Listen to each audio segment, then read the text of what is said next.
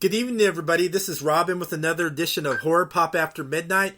And my guest tonight is Michael Stumbo. And my other guest, who is a friend of the podcast, has been on here so many times, who I call a friend, writer-director Johnny K. How's it going, Johnny? Good, man. Thanks for keep bringing us back over and over. Appreciate that. Yeah, you love to come on the show. That's all it is. True. I can't get enough of you, man. Can't get enough. Oh, I know, right? First off, let's start off with the third anniversary of the horror short film, The Killer of Grassy Ridge, which stars Michael Stumbo. Tell us a little bit about the third anniversary, Johnny. Yeah, I'll kick it off. I mean, I can't believe it's already been 3 years. It seems like it was about 3 weeks ago, to be honest. I know. I was thinking about that earlier, too, when I was reading about that. Yeah. I feel like it's been that long ago. No, it's crazy. And we filmed it. We filmed it in November of 2019, and then we released it in February, I think, of 2020. So, yeah, it's been 3 years. Seems like it's just been a few weeks. But, yeah, it was a crazy experience. You know, really short production schedule on that. We shot the whole thing and shot all Mike's scenes in basically one weekend, and then shot some extra stuff with Heather a couple weekends after that. And the movie was basically written, filmed, shot, edited, sound, done in 60 days, and then put it out there. Just, as you know, Robin, kind of as a personal challenge to myself to see if I could actually make something and finish an artistic project that I start, which I don't do much of, and, put it out there. And next thing you know, it got legs and went around the festival circuit, went worldwide. We got in over 50 festivals, and I think got 13 or 14 awards. Got a couple trophies on the wall behind me. So still 3 years later, and really proud of that little movie. I really enjoyed it. I watched it again today, and Michael, when you watch it, you kind of portrayed like a creepy guy in the middle of the woods with a shovel, and you're just shoveling away. You know, you get the creepy vibes. Okay, what's this guy doing out in the middle of nowhere? He's shoveling, and then you see this cool Radio Shack transistor radio playing this weird song. I enjoyed doing that film. And when I was playing that character, I was trying to channel like Michael Myers from Halloween, okay, and Jason Voorhees, the way their statue is when they're doing their thing. Yeah, that was kind of what I was trying to mimic while I was getting into character of that. Yeah, it was pretty wild. And then through the while you're like shoveling and all that, and then through the radio, you keep on hearing someone's going around killing all the hikers in Grassy Ridge. And then all of a sudden you hear Heather. So knowing you, you walked up and grabbed that axe. I was like, oh crap, something's gonna go bloody. Is he the killer? Is he gonna go kill this like hiker or what? And when you got close to Heather, I just loved that.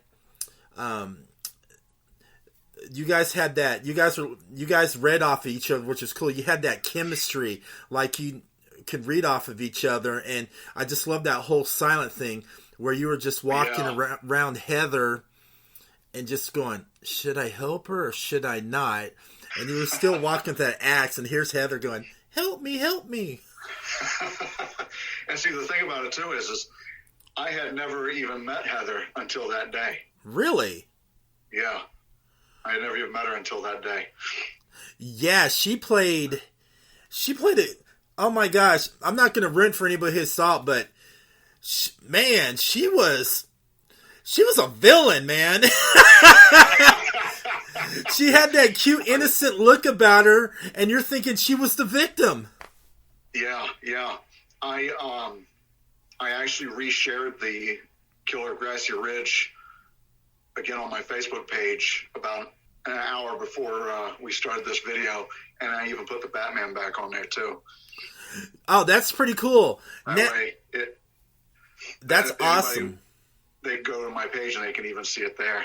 That's good. So the picture of the dog, was that like yours or Johnny's dog? Was that? No, that was a friend of Johnny's that had the dog. Okay, Yeah. I'll tell you a real quick funny story about that. Okay. I found that picture on Facebook somewhere, and I think it belonged to a friend of mine. I think it was her father's dog. And I just grabbed it, and I said, she won't mind. I know her well enough. I didn't have to ask too much permission. So I grabbed this photo from Facebook. I printed it. We got this awesome picture of this beautiful dog with the sad eyes. And I go to CVS or wherever and print the thing off. I get it. We shoot the movie like 3 months later. I go up to her and say, oh, by the way, thanks for letting me use the picture of your dad's dog. And I showed her the picture, and she looked at me, and she said, my dad doesn't have a dog. I've never seen that picture before in my life. That is. If anybody recognizes the dog, please let me know. Hey, that's pretty wild. And Michael, when you were on Killer Grassy Ridge, you had the long hair and the real long beard. You know who you remind me of a little bit? Bill Moseley from. Yes. Yeah. A lot of people have said that I looked just like him when I had my hair and everything like that. Yeah.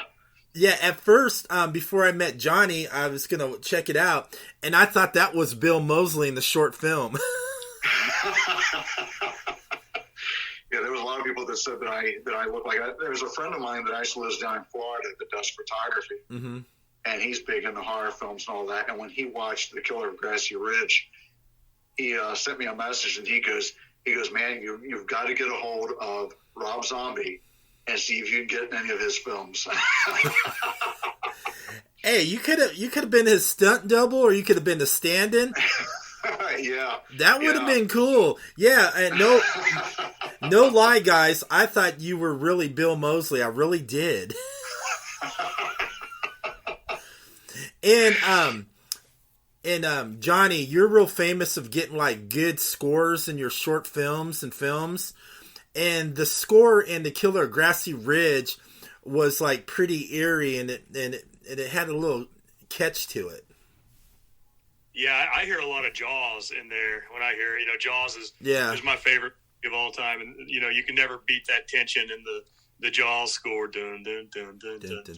So when you hear the score in Grassy Ridge, it's done by a guy named Mattia Capelli, and that theme, like, it was just so perfect for the movie. It was short, sweet, and I love music. I'm a musician, Robin. I'm a guitarist in a former life, played in some rock bands, and music is near and dear to my heart. So I usually have a pretty good idea what I want the music to be before the movie's ever made, typically.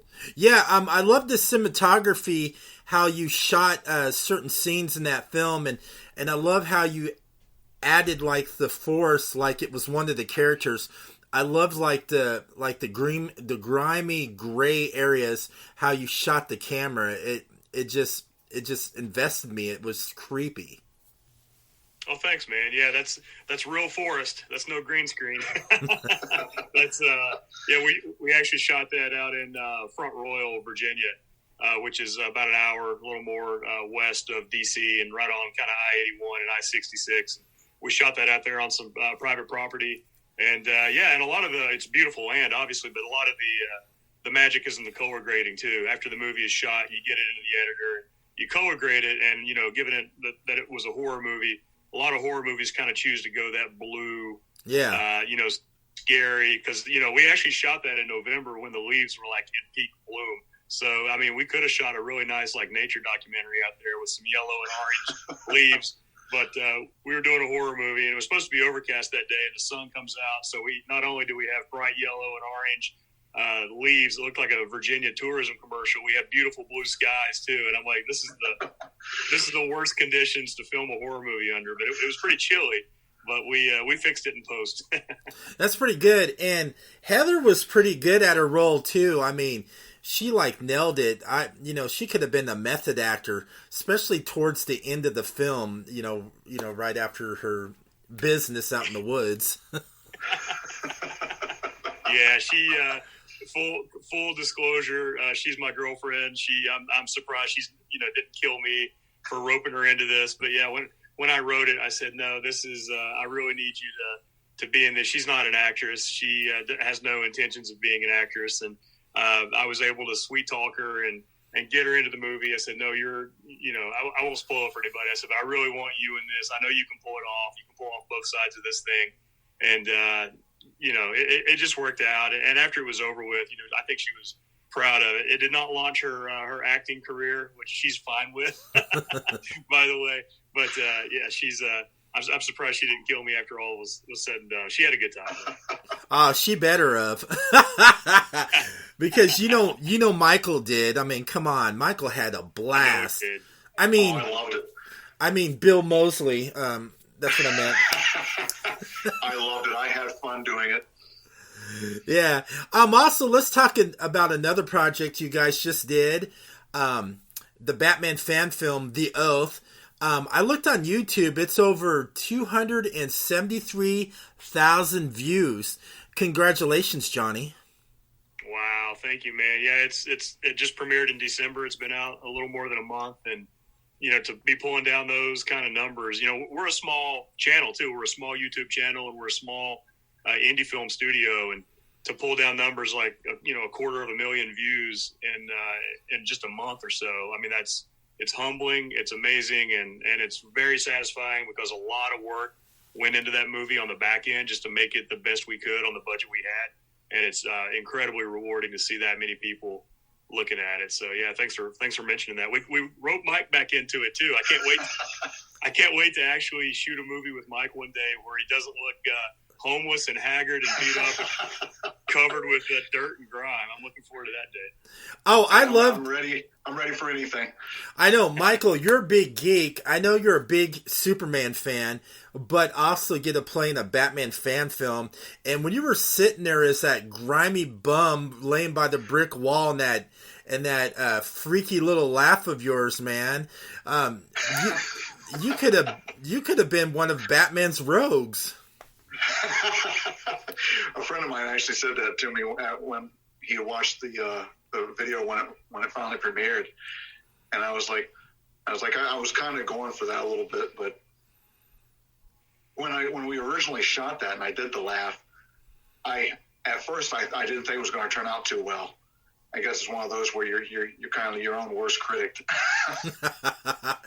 I mean, it was pretty fun. I liked your little role, and it was pretty cool, and I'm looking forward to seeing you work more with Johnny.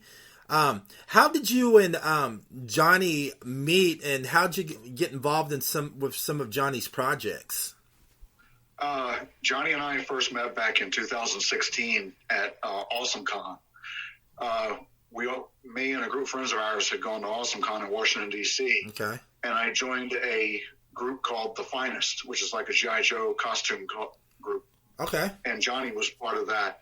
And that's how we met, through that. And then when he started doing the filming and he asked if I wanted to be part of the for the Killer of Grassy Ridge, I was all in right from the get-go. See, when I was growing up, back in the 80s and even in the early 90s, my brother and some friends of ours used to take my parents' VHS camcorder and go out in the yard or in the backyard, and we would make little movies and stuff ourselves, and did all acting and everything. And I used to tell everybody then, I said, I'd love to be able to do this when I get older, because this would be really fun. And then when Johnny came up with, started doing the filming, I was like, I want to be part of this. Well, that's good. You guys have that, great chemistry, you in front of the camera and him behind the camera. It seems like it's really going good, and I think that's cool how he wants you to be in another project. Who knows? Maybe in the near future, maybe I'll have a little cameo in one of Johnny's films. Johnny is an amazing director, I have to admit. He the way he does all of his stuff, and he's got just this amazing vision. And I enjoy being part of the projects and helping him bring them to fruition. Oh, I do too. So far, what he's did's been really good, and I'm looking forward to seeing what he's doing next. So, Johnny, do you have any other upcoming projects you're doing, or anything on the way that's going to be really good? Yeah, it's got to be really good, or we wouldn't even try to do it. Yeah, we actually just turned the cameras off. I don't know, probably 18 hours ago from a full weekend of filming. We're actually shooting Farragut Forward right now, which is a massive Star Trek fan production that we're shooting off and on for about 14 months.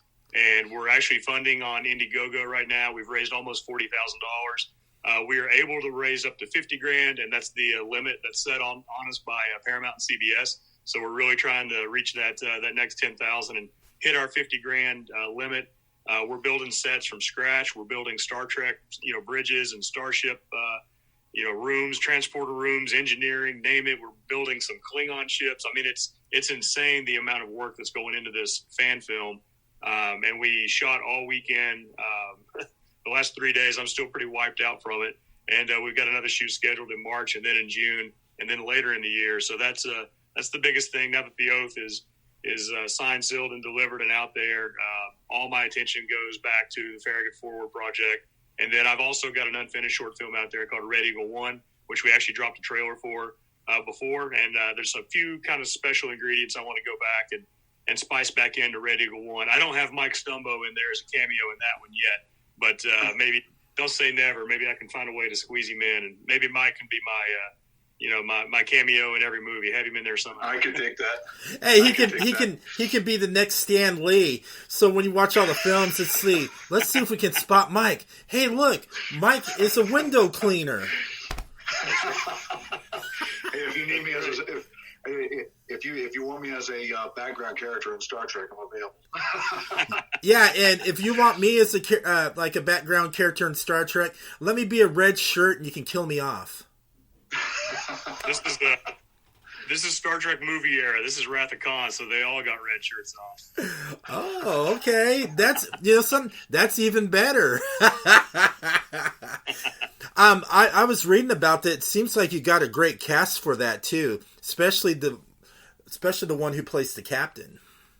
Yeah, it's great. That's John Broughton. He plays Captain Carter. He's also an executive producer, and that's it goes back to the Starship Farragut fan series, which is a Star Trek fan series that debuted on YouTube way back in 2005, and it's one of the longest running fan series of all time.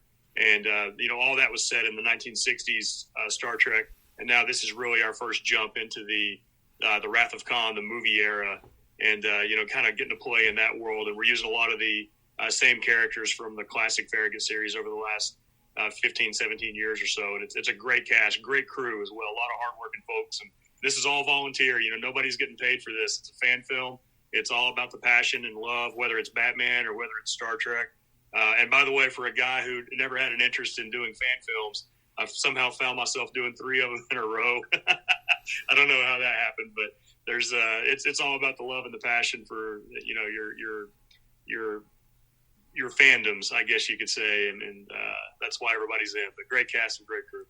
Yeah. So, are we gonna see another chapter of another Batman fan film from the Oath? Do we get one of those? I've got 2. I have a tendency to get ahead of myself, but also, when you have the creative energy kind of juicing through you, you better take advantage of that right then. Don't put it off. So, Robin, I'll tell you right now, we have outlines for 2 more stories with the Oath to follow the continuing adventures of Sergeant Frank Kelly and Jimmy Atlas and those guys. At least one of those will be still a prequel to Batman 89, and the second one will probably be after Batman 89, but before Batman Returns. So definitely big plans. That might be 2025, though. Oh, if you do it in 2025, make sure to invite me. I would love to come to the set just to watch a film so I can geek out. We'll put you. It's an indie film, though. We'll put you to work. You'll be holding a C-stand or a boom pole or something. Hey, I'll hold the boom. Hey, I'll do whatever. I'm willing to learn. If it's getting me the experience and paying my dues, let's do it.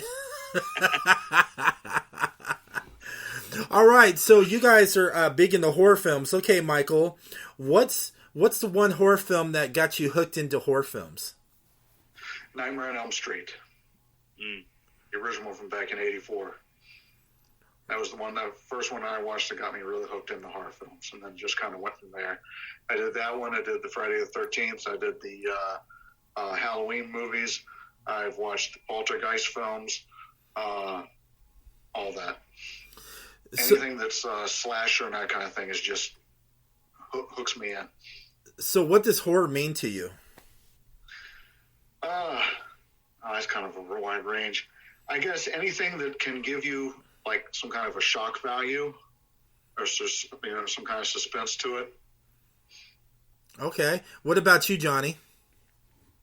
Yeah, I mean, it's I like the way horror makes me feel. It can, if you get that type of reaction from just watching a movie, you can get it from other genres as well, but there is something special about horror.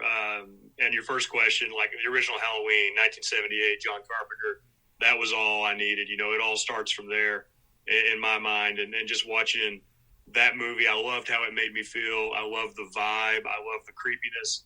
And I also love the music. That taught me a lot about how important music can be in a movie, and that sucked me right in. And then we're all children of the 80s, right? You remember the VHS rental stores? Every Friday night we would go rent a horror movie, and we would just pick which one had the cool box art. It could be Puppet Master 17 or whatever. And if it had cool box art, we're going to grab it and rent it for 99 cents. And I saw so many awful horror movies that I love. I'll tell you what. Yeah, I'll tell you when I saw what it had the cover into it. It was a full moon feature film. It was a Murder Cycle. You ever see Murder Cycle? Missed that one. Never seen it. Oh my gosh, you got to see it, man! It's about this crater that hits this Central Intelligence Agency building out in the middle of nowhere, and there's like this guy in a motocross motorcycle running around. He touches it. And then he gets this alien suit that transforms him. He kind of looks like the Wraith, from the film The Wraith. He has the body armor, the helmet, and the motorcycle transforms. So there's like this psychic doctor and these like army soldiers trying to stop it. It's just so cheesy fun. I'm going to Amazon. It's kind of like The Car. Yes. You seen that one? Yes. And another one you and Johnny got to see, I like to spread this. You guys got to watch Clay Zombies. Clay Zombies? Yeah, it's about humans touch this radioactive clay.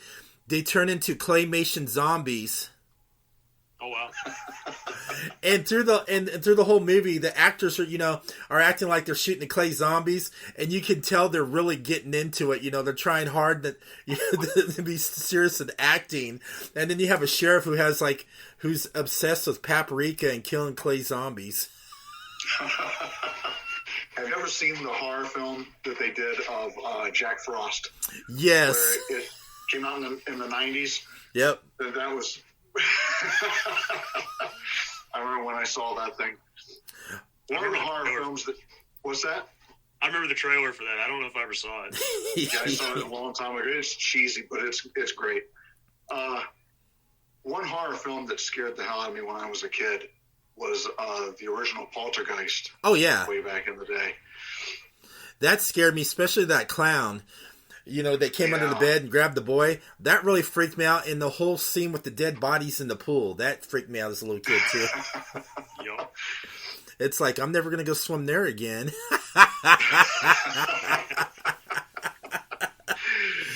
Oh, my gosh. I mean, there's so many great horror out there. Have you guys seen Megan yet? Megan's pretty good. No, but I want to see that one. Oh, yes. I want to see that. I've heard good reviews, though. Yes, another one, did you guys see the trailer to Scream, where it showed Ghostface with a shotgun in the liquor store? Yeah, I did. Yeah. That's actually got some controversy going against it already, too.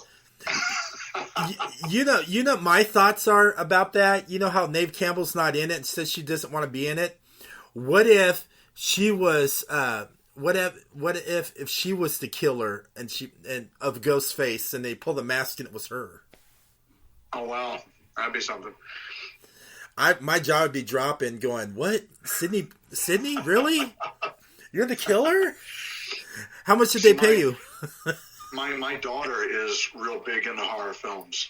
She's watched all of the Scream films, and she's looking forward to this new one coming out. I am too. I'm looking forward to everything too. So, Michael, where can everybody find you on social media? You can find me at Michael Stumbo on Facebook, and then I'm also on Instagram with under Jester Morel. Ooh, I like that. Good little handle. Do you get where Jester Morel came from? No, do tell. Jester Morrell was what the original name of Boba Fett was going to be. No shit. Back in the before the prequels and all that, it was originally going to be Boba Fett. Oh wow! I learned something, and I'm a Star Wars nerd. Oh my gosh! How come I did not know that? Now, you know something? I feel stupid now because I'm a big Star Wars nerd. You know, it's like I should have known that. And see, my way back in 2000, when I was putting my email up, my email address is Jester Morrell 1980, and the reason why I did it like that was because Jester Morrell was going to be was what Boba Fett's name was. Then 1980 was when he made his appearance in Empire Strikes Back. That's right. That's why I have it like that. Yeah, I bet you Johnny probably, since he's a big Star Trek fan, I bet he probably has the little Star Trek nicknames and stuff he uses too. Yeah, you can actually email me at Jester Morrell 1981. Hey, and you can also email me at Jester Morrell 82.